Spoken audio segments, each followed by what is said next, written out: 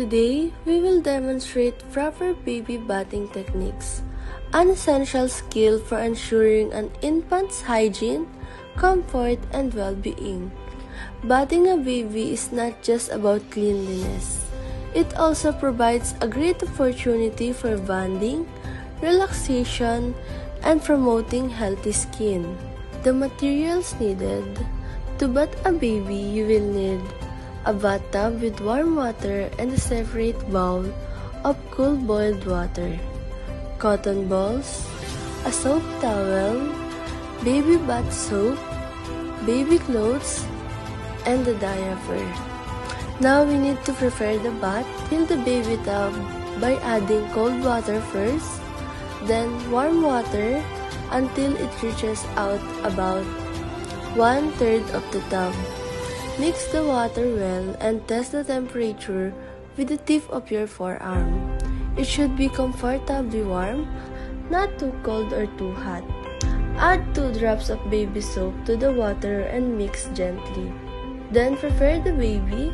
Lay the baby on a bath towel and gently remove their breast, leaving the diaper on.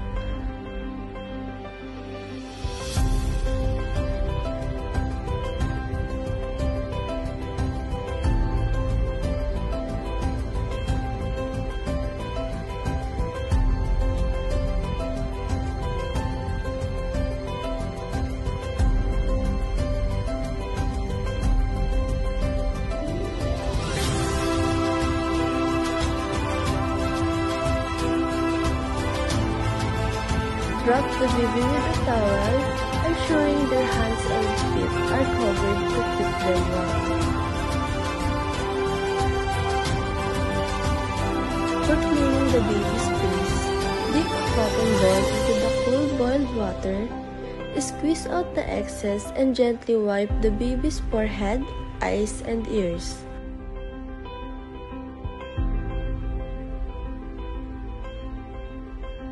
For washing the baby's hair, slightly tilt the baby's head backward over the bath basin and gently wash their hair with clean water.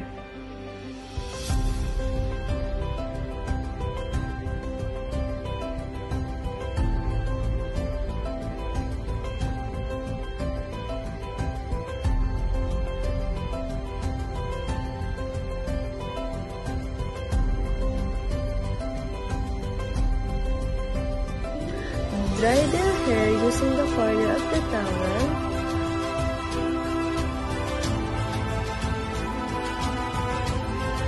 And from preparing for the bath, place the baby in a secure corner and unwrap them.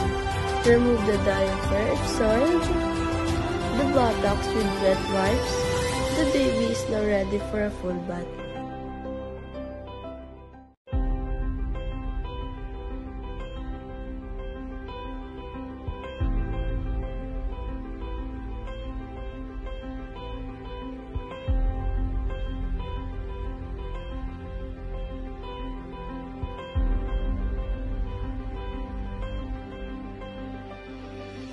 For washing the baby's body, support the baby by placing your left hand under their shoulder and hooking your fingers under their armpit for a secure grip.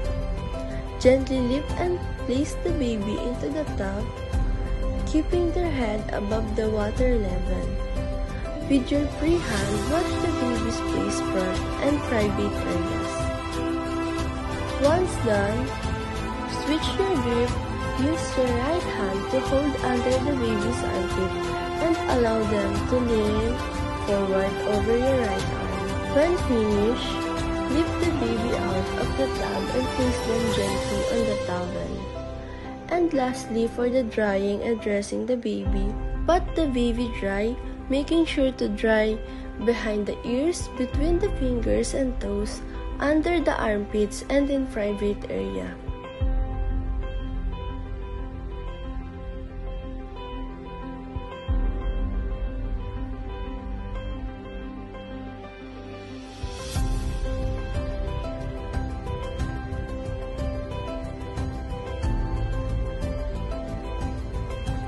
Good day, Dress the everyone. baby in Today, comfortable we will be clothes demonstrating suitable for proper the baby swaddling environment. techniques. Finally, An important cuddle the skill that baby. helps newborn to feel safe, warm, and secure, similar to how they felt inside the womb.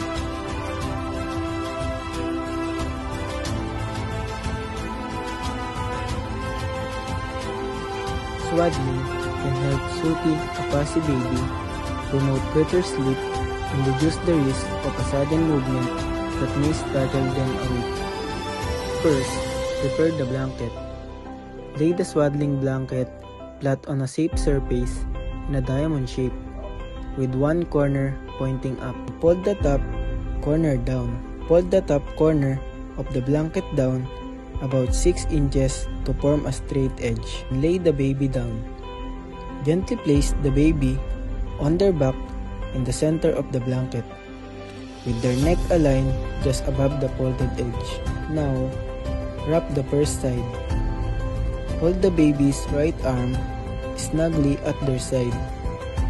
Take the left corner of the blanket, bring it across the baby's body, and tuck it securely underneath their left side.